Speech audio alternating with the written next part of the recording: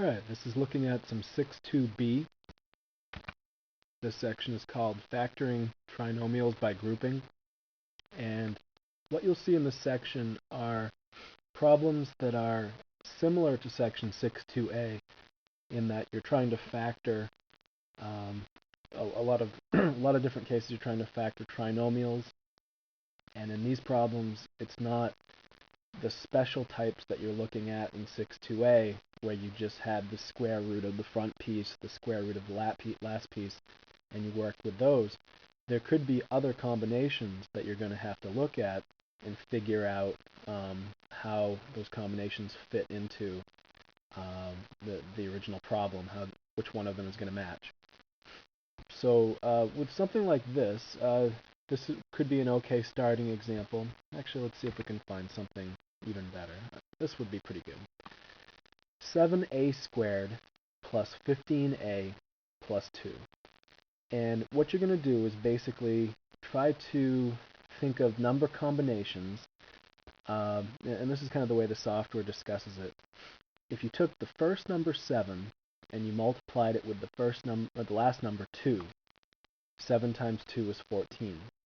So you try to think of number combinations that multiply to give you 14, that product. So it could be 7 times 2. It could also be 1 times 14. But it has to be something that's going to add up to 15.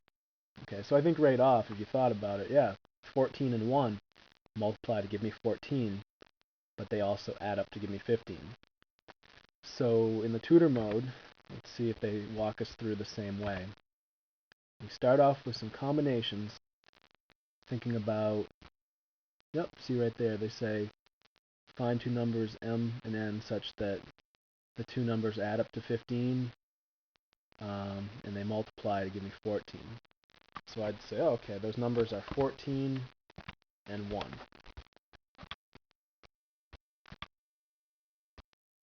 Okay, and then they say, we'll take 15a, what was the middle term up here, and rewrite it as coefficients, as a combination with coefficients of 14 and 1 in the front.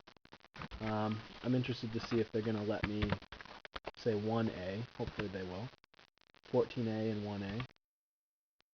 Okay. And so from here, what they're trying to do is basically walk you through the process of factoring by grouping. So if you look right here, you had the original problem in blue. We split it up based on the values that we just talked about, 14a and 1a, instead of 15a. And what you're doing is setting up a problem that you can do by factoring by grouping. So here they show parentheses around the first two, parentheses around the second two, and down here they're just saying, hey, pull out what's common for the first two. Because that was the process of factoring by grouping. You would say, okay, 7a is common for the first two. And then if I divide 7a into each of these, I would have a left over and a plus 2. Okay, for the second pair, they don't have anything non-trivial in common, right? They have a trivial common factor of 1, and that's it. So I'm going to write 1 out front and a plus 2 again. Now you may recall from factoring by grouping that when you have the same factor in each term, a plus 2, even though it's a big piece, that can come out front in a sense. So we could imagine a plus 2 comes out front, and then what's left are the remaining things after you remove the a plus 2, or you divide it away. So 7a plus 1 should be in the other set of parentheses. So that's your answer. A plus 2 in parentheses times 7a plus 1. So you're working backwards. It's like if you were working forward, you could be foiling this out or multiplying this out and getting all the combinations. You've worked backwards and you've factored it. So this is our result. Alright, let's see what's next. u squared plus 14u plus 14. So we're trying to think of number combinations. If we do 1 times 14, so there's a 1 out front of this u squared, right? 1 times 14. Can we think of anything that multiplies to give us 14 and also adds up to 14?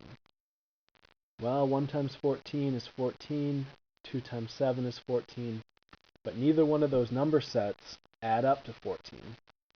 So, you can't pull a greatest common factor out. You can't find a combination based on what we just said. This isn't factorable. Okay, so sometimes these won't be factorable. They are what they are. They're basically prime algebra expressions. They can't be factored.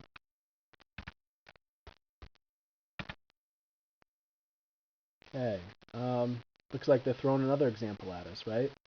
1 times 15 is 15 from the front and the back. Number combinations that multiply give me 15. 1 times 15, 3 times 5.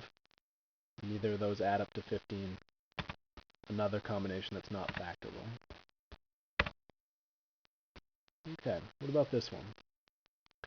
If I say 8 times net minus 5, I get a minus 40. Now, can I think of two numbers that multiply to give me minus 40, but add up to a minus 39? So when you're dealing with a negative, remember that your combinations will be one positive and one negative.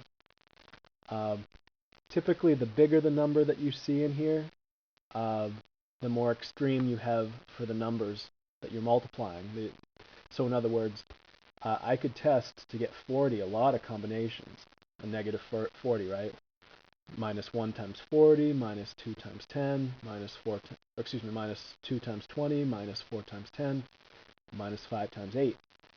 A lot of combinations to get a minus 40, but really for something so large, I'm really going to start with something like a minus 40 times 1, which definitely adds up to minus 39. So if we go through the tutor mode again, step by step, we play their little game. We're trying to think of number combinations that add up to give you minus 39, multiply to give you minus 40. I'm thinking minus 40 and a plus 1. And again, they say, okay, you chose those numbers. Now take the middle term and split it up based on those numbers that you chose. So I'm saying minus 40t plus 1t. Okay? And then with each term, with each pair of terms, I group them. So I could say, they decide to group it this way. 8t squared plus t goes together. So if I pull out a common factor there, t, I divide away a t. From those first two, I'm going to have 8t plus 1. Common mistake is that people will just kind of cancel this when they take the t out, but it's t over t. It reduces. It becomes a 1 for that second part. Second one here, I'm going to pull out the negative value. Okay, basically what I say is if there's ever a front value that's negative, let's pull that out in addition to the greatest common factor. So if it was just a negative, we'd pull out a negative 1, but it looks like it looks like 5 is also common between these two. So I'm going to pull out a minus 5, and as a result, I'm going to end up with 8t plus 1 when I divide a minus 5 from each of those guys. Okay, so this is what we've got. This next step will show it out kind of nicely, what we've pulled out. Term 1, term 2. We've got the common stuff of 8t plus 1. So that's a common binomial factor that comes out front. And then remaining inside, you'd have the stuff that was next to that, t, and take away 5. 8 plus 1, or 8t plus 1, parentheses, times t minus 5.